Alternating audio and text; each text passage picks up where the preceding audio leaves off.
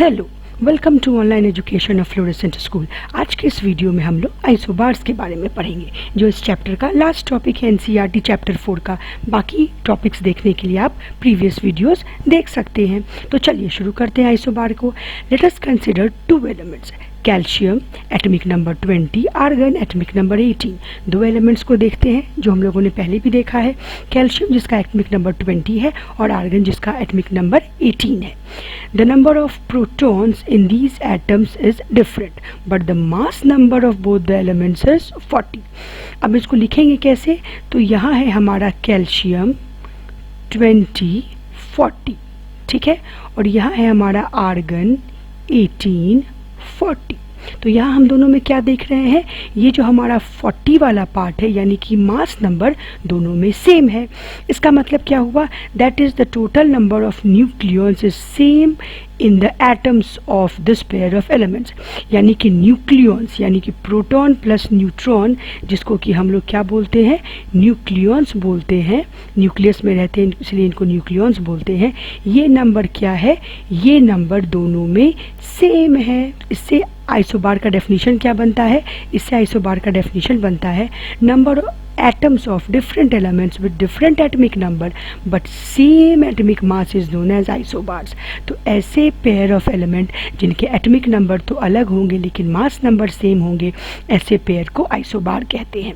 क्योंकि सारे chemical properties जो एलिमेंट के होते हैं वो एटॉमिक नंबर पे डिपेंड करते हैं। इसका मतलब आर्गन और कैल्शियम का प्रॉपर्टीज़ बिल्कुल अलग रहेगा, बस इनके ये ऐसे स्पेसीज नेचर में है जिनके कि मास नंबर सेम है, नंबर ऑफ न्यूक्लियॉन्स सेम है। इसी को हम लोग आइसोबार बोलते हैं। अब हम लोग थोड़ा आगे बढ़ते हैं तो क्या है, हमारे पास दो क्वेश्चन दिख रहे हैं। इन दोनों क्वेश्चंस को हम सॉल्व करेंगे। For the symbol H, D and T, tabulate 3 subatomic particles found in each of them। ये तीनों जो है, ये तीनों क्या है, हम लोगों ने पिछले क्लास में पढ़ा है, ये तीनों हाइड्रोजन के आइसोटोप्स हैं। ये तीनों हाइड्रोजन के आइसोटोप्स हैं और इनमें हमें तीनों सबएटॉमिक पार्टिकल्स के बारे में बताना है। तो चलिए देखते हैं। तो हाइड्रोजन का सिंबल होता है 1, 1, ड्यूटेरियम का सिंबल होता है 1, 2, ट्राइटियम का सिंबल होता है 1, 3। अब इससे हमें क्या पता चलता है कि एटॉमिक नंबर क्या है सबका? इसका भी एटॉमिक नंबर 1 है, इसका भी एटॉमिक नंबर 1 है, इसका भी एटॉमिक नंबर 1 है। अब एटॉमिक नंबर 1 है, इससे हमें क्या पता चलता है कि नंबर ऑफ प्रोटॉन्स कितने हैं? 1 है, 1 है, 1 है।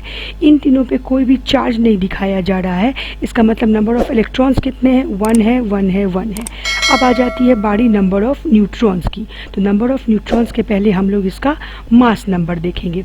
तो मास नंबर को ए से डिनोट करते हैं। इसका मास नंबर 1 है, इसका मास नंबर 2 है, इसका मास नंबर 3 है। अब हमें नंबर ऑफ न्यूट्रॉन्स निकालना है। तो नंबर ऑफ न्यूट्रॉन्स निकालने के लिए फॉर्मूला क्या है? नंबर ऑफ न्यूट्रॉन निकालने के लिए फॉर्मूला है a माइनस जेड या फिर a माइनस पी। तो इसमें a माइनस जेड कीजिए, 1 माइनस 1, इसमें न्यूट्रॉन्स 0 है, इसमें 2 माइनस 1, इसमें न्यूट्रॉन्स 1 है, और इसमें 3 माइनस 1। तो यहाँ पे न्यूट्रॉन्स हमारे कितने हैं? यहाँ पे न्यूट्रॉन्स हमारे 2 हैं। तो ये रहे तीनों सब एटॉमिक पार्टिकल्स जो हाइड्रोजन के तीनों आइसोटोप्स में टीएम में पाए जाते हैं। ये हमारा हुआ क्वेश्चन नंबर 1। अब क्वेश्चन नंबर 2 क्या है? Write the electronic configuration of any one pair of isotopes और any one pair of isobars.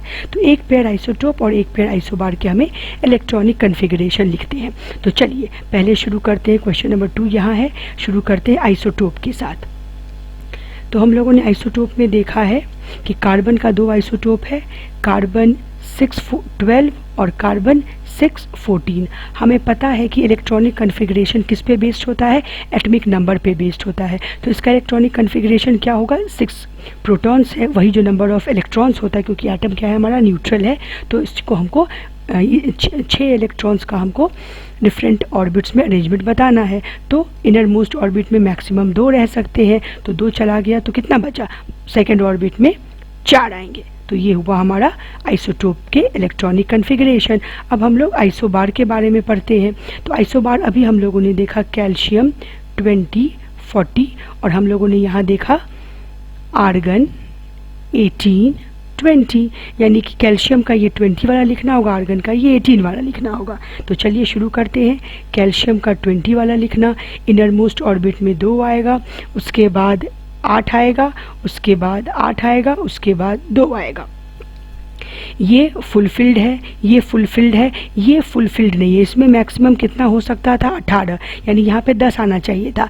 लेकिन हम लोगों ने जब बोर्ड का रूल्स पढ़ा था कि कैसे इलेक्ट्रॉन फिल होते हैं ऑर्बिट्स में, तो क्या पढ़ा था कि सेकेंड लास्ट ऑर्बिट में मैक्सिमम 8 इलेक्ट्रॉन्स हो सकते हैं, ये पढ़ा था। तो यहाँ पे 8 ही होंगे, 8 के बाद इलेक्ट्रॉन हमारा फोर्थ ऑर्बिट में चला जाएगा, तो यहाँ 18 इलेक्ट्रॉन्स नहीं होते हैं।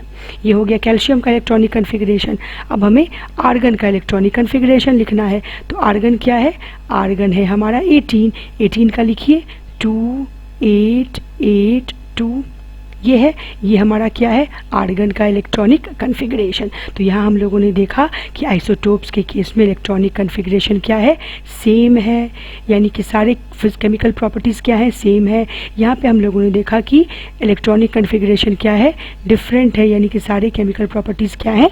डिफरेंट है। आज के लिए इतना ही। इसके क्वेश्चन आंसर्स हम लोग अगली क्लास में देखेंगे।